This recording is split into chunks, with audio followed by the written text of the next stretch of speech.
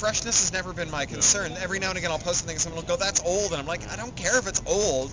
It's part of the story. It's part of the piece. It's a piece of the puzzle.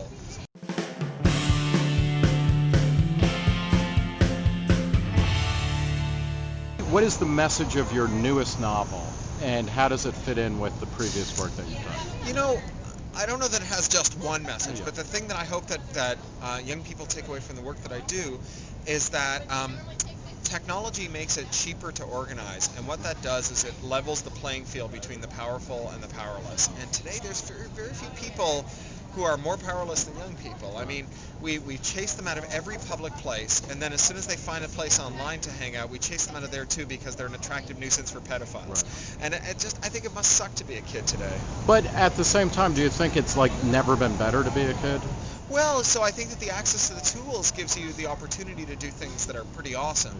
But our attitude towards kids today would not be countenanced for any other group. I mean, in London, they've developed this thing called the mosquito.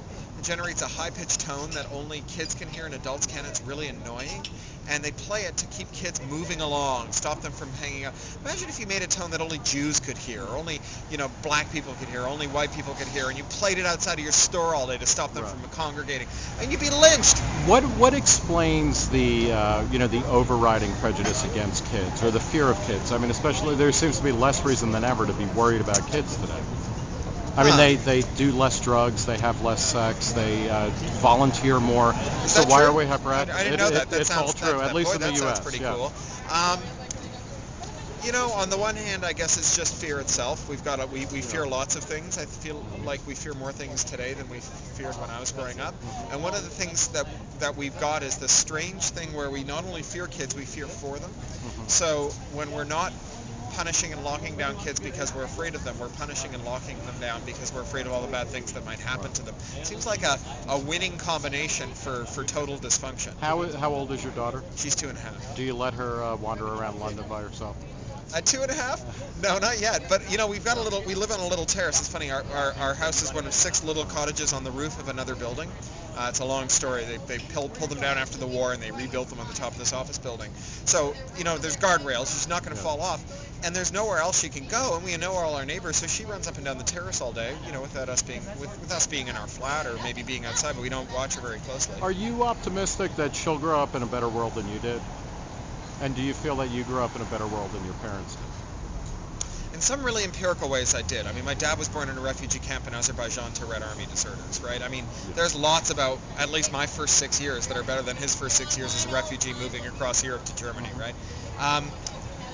The thing that I hope my kid gets is that she gets to get back on that swing of technology when it goes from disrupting the status quo by making things less free to disrupting the status quo by making things more free. Because I think technology swings back and forth. Is Boing Boing still fresh? It feels. And why? So, Boing Boing is now. I'm never worried about being fresh. I've always used Boing Boing as the place where I keep track of all the fragments that seem like they're a piece of something bigger. And by writing them up for public consumption, it helps me understand them better and remember them. And every now and again, they cohere into like a novel or a short story or a speech or an article or a nonfiction book. And so, freshness has never been my concern. Every now and again, I'll post something and someone will go, "That's old," and I'm like, I don't care if it's old. It's part of the story. It's part of the piece. It's a piece of the puzzle, and I need to put it on the table because I'm going to find another piece that it matches with. What has been the effect of offering your books for free online and then selling them conventionally through tour? Well, I think it's increased my sales. I don't know how you would determine that empirically. You'd have to release the same books without a Creative Commons license to compare the sales. Little Brother was a bestseller on the New York Times list for over a month. It sold 90,000 hardcovers. We sold the language rights in something like 20 countries now. The film rights went to the guy who made Transformers. So it's doing pretty well. Maybe it would have done better with other CC licenses. Maybe it would have done worse. But the plus side for me has been, in addition to I feel like I've got more sales, I've also had I've been able to look myself in the mirror in the morning because I haven't had to be a hypocrite who pretends he doesn't copy all day long and wag my finger at other people. And I feel like I've been able to make 20th century art, 21st century art that's intended to be copied.